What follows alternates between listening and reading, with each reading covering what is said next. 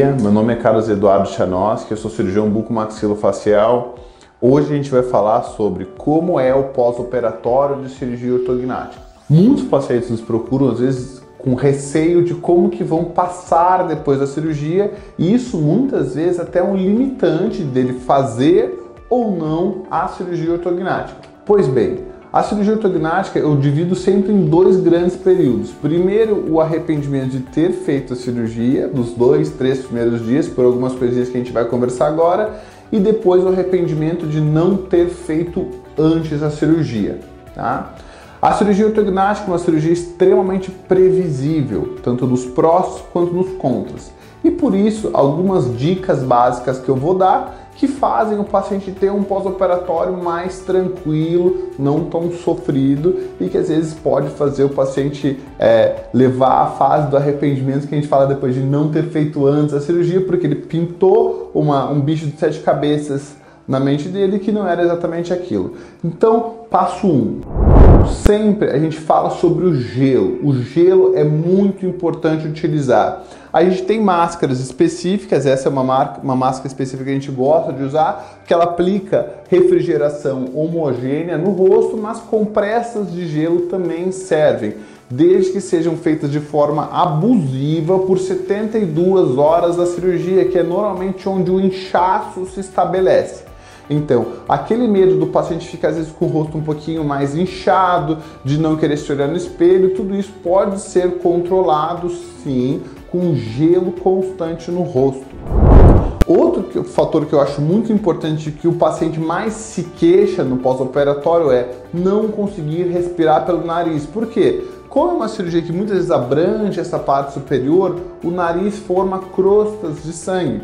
E isso é muito similar à rinoplastia, e o paciente não consegue respirar pelo nariz. Então, uma forma da gente conseguir contornar essa diversidade seriam os sprays de soro fisiológico. A gente tem o Rinossoro Jet, tem o Marese, tem outras marcas que você, com soro contínuo, você aplica sobre o nariz e consegue limpar esse nariz após a cirurgia e respirar de forma melhor.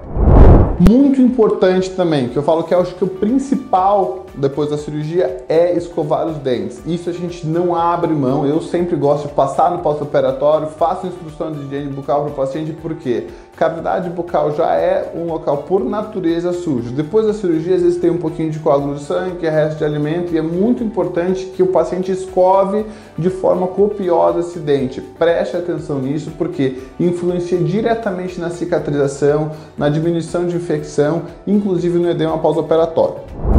Outro fator que a gente acha que os pacientes perguntam muito, que tem muita dificuldade, é em relação à alimentação. Pois bem, a cirurgia ortognática não necessariamente a gente prescreve para os nossos pacientes dieta líquida fria. Por exemplo, o paciente já chega na cirurgia com uma dieta que acho que vai ficar 14 dias com sopa. Não tem necessidade. Hoje, com o advento das fixações que a gente usa na cirurgia, permite que o paciente já tenha uma dieta pastosa, livre de resíduos depois da cirurgia. Ou seja, um creme de milho, uma carne de panela desfiada, um arroz e um feijão amassado, uma carne mais molinha, tudo pode comer. Tudo que a gente não tenha que mastigar muito, eu posso comer. Eu não preciso ficar só na sopa.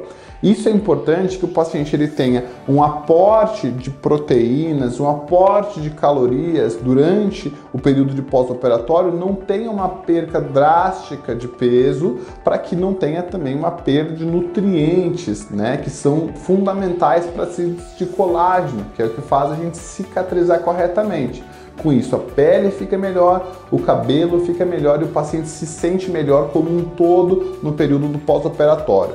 Seguindo essas recomendações, normalmente a gente fala que o paciente de 7 a 14 dias, ele já está o que a gente fala de aceitável socialmente, ou seja, o paciente já se sente bem para poder ir no restaurante, para poder pegar um cinema, para poder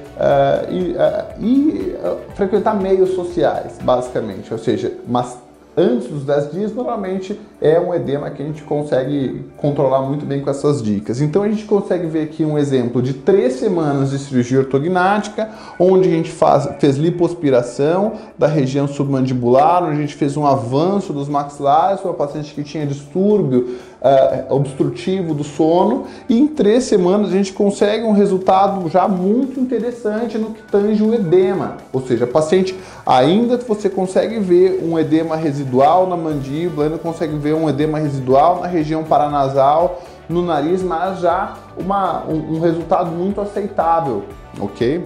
A gente consegue ver ainda o edema na região do mento. Normalmente essa é uma das regiões que mais demora a desinchar. Por isso a gente às vezes indica fonoaudiólogo, às vezes a gente indica fisioterapia para o paciente voltar a ter a mímica facial, que é o que boa parte dos pacientes se queixam, às vezes no sorriso, que vê o quê? Que o sorriso fica um pouquinho travado. Isso são nuances que depois da segunda ou terceira semana vai reduzindo de acordo com que o paciente vai começando os exercícios para mímica facial. Mas tu vê que já, como eu tinha falado, 2 a 3 semanas o paciente já está aceitável socialmente, mesmo tendo feito um procedimento do porte, que é uma cirurgia ortognática.